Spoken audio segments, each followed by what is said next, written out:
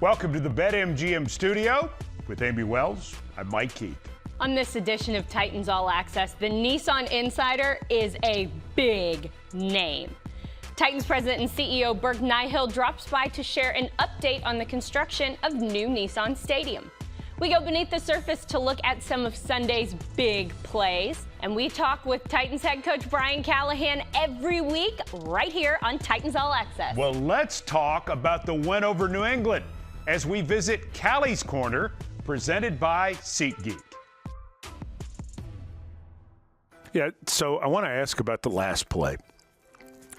Because when we saw May release the ball, we saw Booty, the receiver, and we're thinking, this is a touchdown.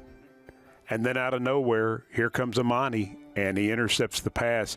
Did you have the same sort of feeling? Did your heart drop well into your stomach for just a second? Yeah, anytime that you see, I recognized the play they had. They ran like a play action protection, and when I saw him take the drop, I was like, and then anytime you see a quarterback rearing up to throw like that usually means they got something they like. Now, whether it's there for the entirety of the play, but initially when he hauled off and let the ball go, my eyes went right to the secondary because I knew what was happening. I knew they were trying to take a shot down the field, and then just to see where Hook kick back over and go run down the ball was one, just great instinct. Two, knew where he was supposed to be, and he got there in a hurry, and that was a huge play because initially he had a shot at it, but Hook went and took it away. You shouted out some guys specifically in your Monday press conference, and I'd like for you to comment on that a little bit further. The first one I want to talk about is a guy who didn't practice at all last week,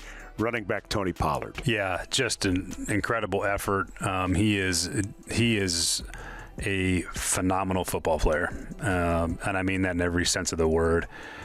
He does things right all the time. He's one of the most consistent people we have, both in personality and in play. He didn't practice one snap all week, but he was engaged and paying attention and ready to go. Knew that he was going to play. And then to go out there off of no practice and perform that with that and not feeling great. I mean, he didn't practice for a reason. I mean, he was banged up and he was hurting, and to go out there and put it on the line for his teammates and our organization is everything you could ever want in a player. And I told him after the game, I appreciate the effort. I appreciate your professionalism. One of my favorite football players I've ever been around. The first defensive player that you mentioned was Amani Hooker, and I'm guessing that has more to do with the way he played than just the 2 interceptions. That's where Amani's really made plays and been in the right places, and he's played a good brand of football as of late too, and he's done a really nice job, and in a very similar way that Tony was. He barely practiced this week too, and to see him go in there and play the way he did and create some major momentum for us and getting 2 turnovers are all things that we've needed desperately. Why don't we go ahead and look forward and get your first thoughts on the upcoming opponent, the Los Angeles Chargers? I've played against Harbaugh's for a long time. I've known the style of football they're going to play. It's going to be all of that. They're physical on offense. They got a good young line. J.K. Dobbins is playing at a really high level, and then of course they got Justin Herbert, who I think is one of the premier quarterbacks in the league, and they got a defense that really has flipped. From what they were last year to this year. I think Jesse Minter is a really, really sharp defensive coordinator. He kind of comes from the same tree as Denard. Spent a lot of time in Baltimore with Mike McDonald, went to Michigan with Harbaugh, and just talented young coach as well. And then you see his fingerprints on that defense. And they have some players to go with it, with the 2 edge rushers, guys that have been doing it for a long time and playing at a high level. And so you see the scheme is working well. The players are playing well. And Jim does a really good job of getting a team ready to play, and then they're in a decent spot record-wise because of it, and we got our work cut out for us having to go all the way out to LA to play as well. For more of our conversation with Brian Callahan, we invite you to enjoy the OTP. You can watch the OTP on the Titans YouTube channel or at TennesseeTitans.com.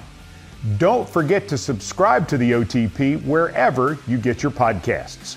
There is only one official Titans podcast, better known as the OTP. Stay tuned. More Titans All Access right after this. Welcome back to Titans All Access from the BetMGM studio. T'Vondre Sweat made a visit to this very studio during the spring, and he made a huge impression on Amy Wells and me.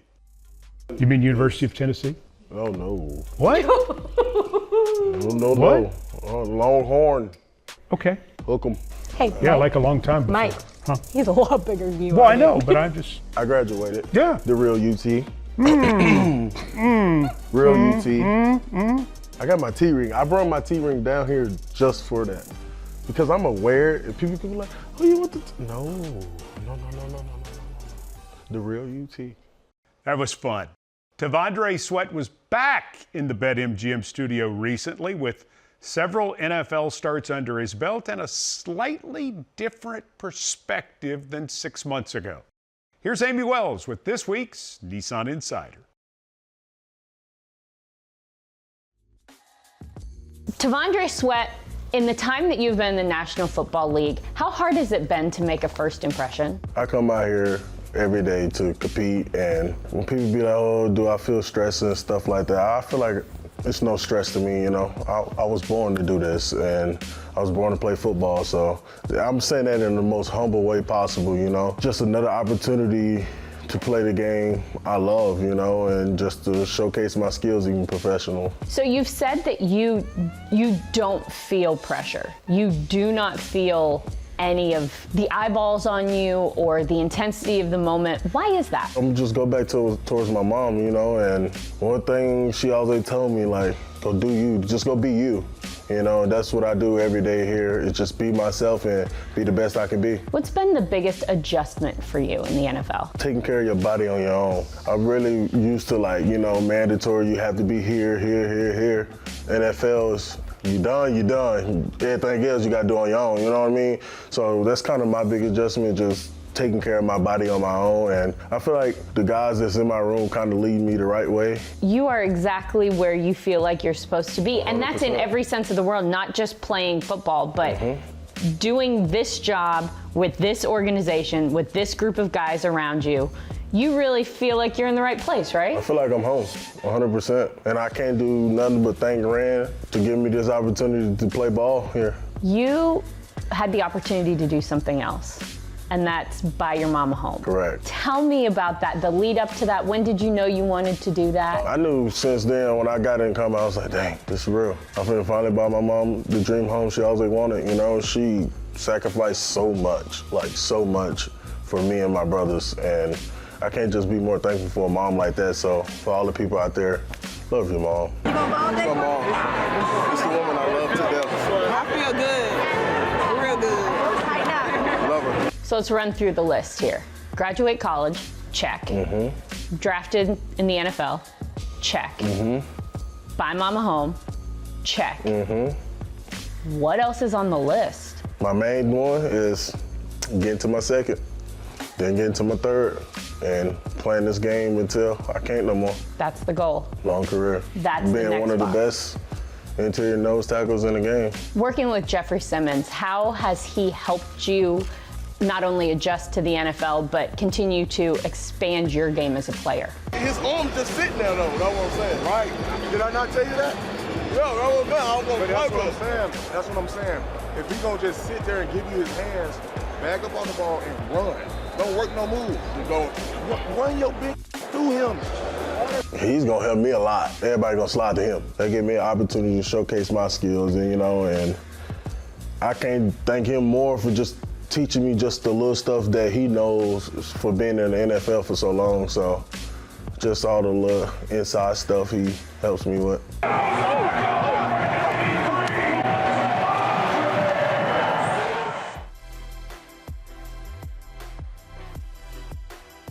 When Titans All Access continues, we go beneath the surface to look at some of Sunday's big plays. I can't have no second strings. No.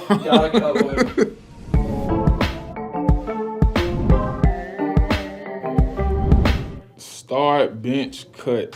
Memphis edition. Okay. I'm gonna start Dolph. R.I.P. Dolph. I'm gonna start Dolph. Bench, money bag, and cut Key Glock. That's how we saying. This was my first year ever playing football. I started playing when I was 4 years old. Got the big pads. It looked like I got 2 thigh pads in, one for my knee and my thighs. Yeah, this is where it started. I don't know who's playing, bro. He's amazing. He can do it anytime. This is one of the posts that were going around on social media that I happened to see that involved me and a grandmother watching me on her. I like to call it the big booty TV, you know, with the big back. Yeah. This is Pollard's Barbecue, my dad's restaurant in Memphis, Tennessee. He's had a barbecue restaurant for about as long as I've been alive, 20 plus years. I like the slabs with dry rub. I like the hamburgers, the coleslaw with the mild sauce on my smoked sausage. Yeah, man, y'all need to go check that out in Memphis on Elvis Presley and Shelby Drive. Tajay Spears times Tony Pollard about to be fucking nuts. Facts. Those 100% facts. Just stay tuned this year. We got you. We did this a couple weeks ago on Titans All Access, and you liked it. We took Mike Keith and Dave McGinnis from the Titans radio booth and got their breakdown from some of Sunday's biggest plays. Since you liked it once, I figured that you'd like it again. We call this Beneath the Surface, powered by Microsoft Surface. Rudolph against a 4-man rush, steps up, he can run. 35-40, looking for a block, gets it. He's got the first down as he dives to the 47, where Ellis makes the tackle. No, what a great job. And also, at the end of that run, he was directing traffic. He directed Ridley to come back and put a block on a man so that he could get that first down. That was a veteran move in the cylinder then, Mike. Titans need 12, they get 13. Rudolph to throw it. Dumps it short. Wiley puts on a move, breaks the tackle to the 50 to the 45. Inside the 45, should have the first down. As Hawkins finally makes the tackle, they spot him out at the 41, and that is indeed a first down for the Titans. Rudolph looked to his left over here. Gonzalez walked up into a press man. So Rudolph came off of that look to his left side, and then perfect shot to Wiley over there, and Wiley a really nice run after catch for the first down that you called. Wiley now 14 catches on the year, 143 yards. Titans have 11 touchdowns and 20 red zone trips this year. Play fake, fire, Bennett at the 5, Bennett into the end zone. Yeah, okay. Touchdown, Titans! Nick Bennett's 100th career catch goes for a big 6. Now there you go. You win the toss, take the kickoff, move right down the field and score a touchdown. That's according to plan. May to throw it, stepping up, hit, sack! Go! Yeah, that's way okay, and that was a really nice, contained cage rush where they squeezed him when he tried to exit the interior of that pocket. Throw over the middle, there it is. It's complete to Pollard at the 40. And he's tackled at the 35, just about a yard and a half short of the first down by Ellis. Is that what you call an angle route? No, you hit it right on the nose. But nice, it's a two-step angle because he made a nod to the outside and just got across that linebacker's face. But to answer to your question, yes, you get a plus. The pressure, May, sack! Big Jeff! Keep crushing that cylinder. That's 2 in a row where they just crushed the cylinder, giving Drake May no chance to step up. When Titans All Access continues, we get an update from Titans President and CEO Burke Nihill. He's talking about the construction of new Nissan Stadium, and you don't want to miss it. Stick around.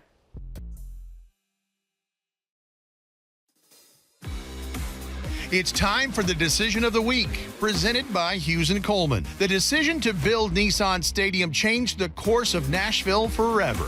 Then Nashville Mayor Phil Bredesen certainly deserves credit for his leadership, as do a lot of other political and civic leaders. But the citizens who voted yes in the referendum deserve the most credit for making it happen. Today, it's hard to imagine Nashville without Nissan Stadium, but 30 years ago, it was just a dream. And now, as we head towards 2027, we begin to dream even bigger. That's the decision of the week, sponsored by Hughes & Coleman, official injury lawyers of the Tennessee Titans.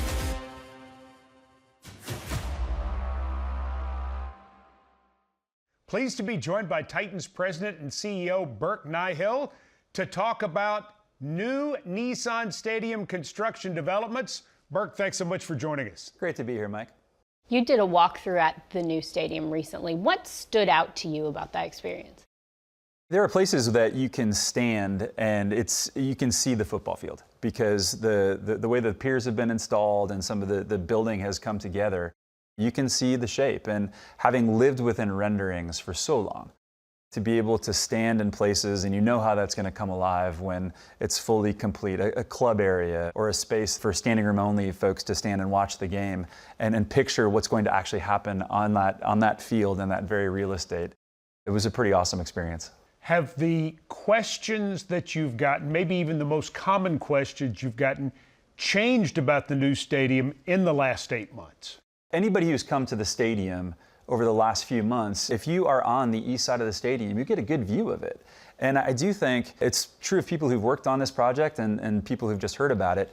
There's a different reality when you start to see this building coming out of the ground. And so you end up getting questions like, is it on schedule? And people who maybe haven't been paying attention as closely to when is this building going to open? Those are the sorts of questions that I'm starting to get. And the answers are all good answers. Still 2027 is when the building is scheduled to open. It really is a statement about the amount of planning and good work that has gone in by Callie DeCourcy and so many other people from the construction team. Really, by now, we probably should have encountered some surprises and some delays if it was a typical project, but they just did such good work on the front end, making sure that this building was going to be a great building and had such a good plan and a construction schedule that they were able to maintain, that we're right on schedule to be done with this construction sometime probably spring of 2027 and plenty of time for Titans football in 2027. We've talked a lot about the fan experience and what they can expect in the new building. What about the players who are also going to have a new home and a completely different experience on game days? What are some of the features that they can expect to see? Look, we designed this building and wanted it to be authentic to Nashville and beautiful and just feel different all the way across the board. But one thing that I think it really is important to let people know is that we really had two stakeholders in mind at every point, and one were the fans and the other were the players. In order for this to be a home field advantage for the next 30 years, which we expect it to be, we really needed to have a level of intentionality and making sure that from a player experience, from a coach's experience, from a trainer's experience, just all of the football team would have an improved experience over the current Nissan Stadium and a competitive advantage over other stadiums in the NFL. So things like the locker room, things like the trainer's area, things like the meeting rooms, they're all somewhere between 50 to 100% bigger than the current Nissan Stadium. We really tried to think about the player's experience from end to end. So we designed underground parking for the players, so they'll be able to pull right in underneath the stadium, and the walk from their car to the locker room is as short as you could possibly imagine it would be. The walk from the player locker room to the field, there's multiple tunnels to get there, and they're all a direct shot. We want this to be a place that the players come and they have as easy of an experience getting ready to play a game as possible. And it's really neat to see how we fit all these puzzle pieces together in a way that I think is going to pull that off. Winter is approaching. Will construction slow down? Actually, quite the opposite. So today we have 630 people working on the site every day. We are actually going to be increasing that number by 30 or 40 people per day to a peak of about 1,600 people. So not only will winter not slow us down, we're actually going to pick up the pace a bit. We're so excited about all of the things that Nissan Stadium is going to provide for us, the new Nissan Stadium. But we still have a lot of construction to do. What are the next big things that are on deck in terms of this project continuing forward?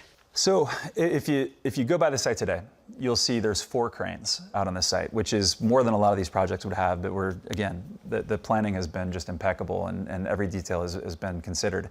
Those 4 cranes are working on a concrete superstructure that will ultimately connect at some point this spring. So you'll see a base of concrete. From there, you'll start to see steel. A lot of steel will be coming through the site and being erected on the site. And then what I think is going to be really exciting for folks, the seating bowl itself is being constructed in pieces in Atlanta, Georgia. And those pieces will start to make their way up the highway and start to actually be put in place. On top of that structure, So at some point, probably next football season, when someone looks across that way, there's going to be a building that looks a whole lot like a football stadium. Not just the little pieces, not just the construction, but the shape will be well on its way. Burke Nihill, thanks so much for the time. Always a pleasure, Mike. Excited to learn about what's going on at new Nissan Stadium. Amy and I've got more Titans All Access right after this. Pump. May hit, fumble the football.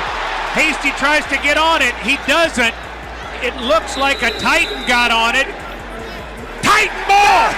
Yeah! The hit and the strip by Key and the recovery made by Simmons. Who's good at winning those? Titans Chargers this Sunday in Los Angeles, and it's a late afternoon kickoff. Why, yes, it is, Amy. Titans radio airtime this Sunday is 2 p.m. Central with kickoff set for 3:05. I'm going to try to do it better than you. Titans, Chargers, SoFi Stadium this Sunday on Titans Radio. You just did a different voice. It wasn't better. It was just a growlier. Continue. For the complaining Amy Wells, I'm Mike Keith. Thanks for joining us for Titans All Access, and we'll see you next time. Titans, Chargers. I can do that. I think you just did.